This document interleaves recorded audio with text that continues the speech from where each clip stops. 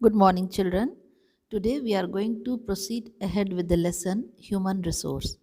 In the earlier class, we have read about the factors affecting the population distribution. Now, in today's class, we will take up population change, migration, and change. So, first we will take the population change. We all know that the density of population keeps on changing from time to time. Now, this population change, it refers to the change in the number of people during a given period of time.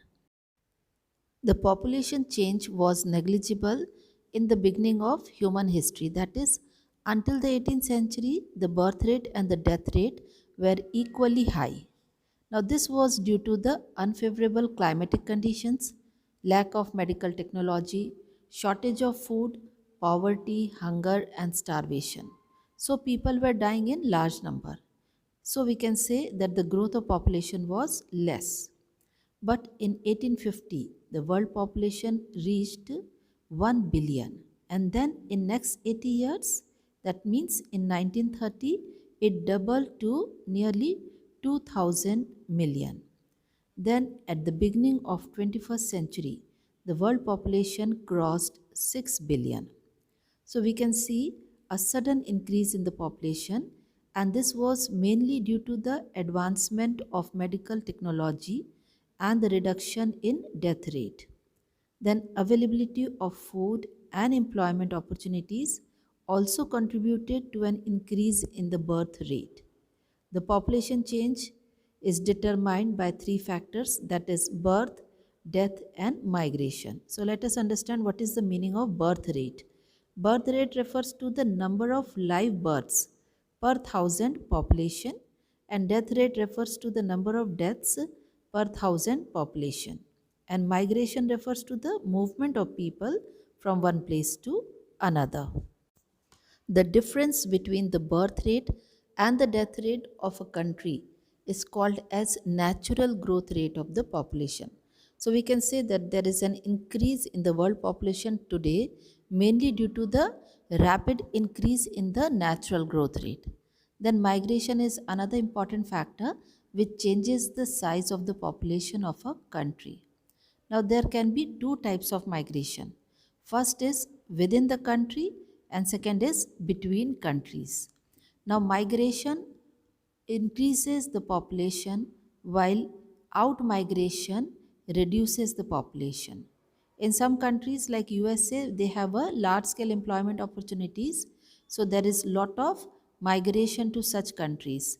Whereas some countries like Africa, Somalia and Sudan, there is less population because people are moving out from there. That means they are having a out migration of people.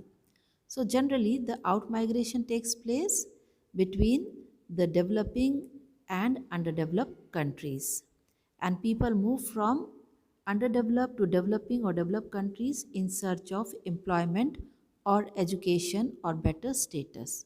And whereas what we see internal migration, that is within the country, is mainly seen between rural and urban areas, mainly for better facilities, employment, education and health facilities.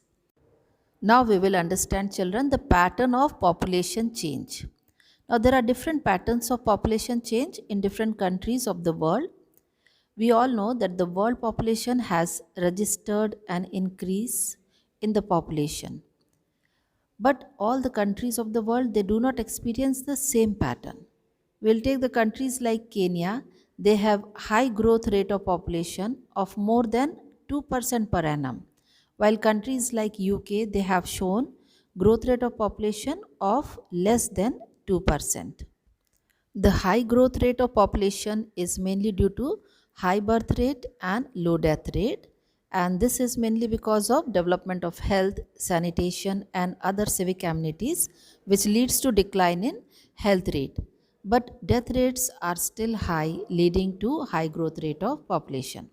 Now the low growth rate of population is due to low birth rates and low death rates.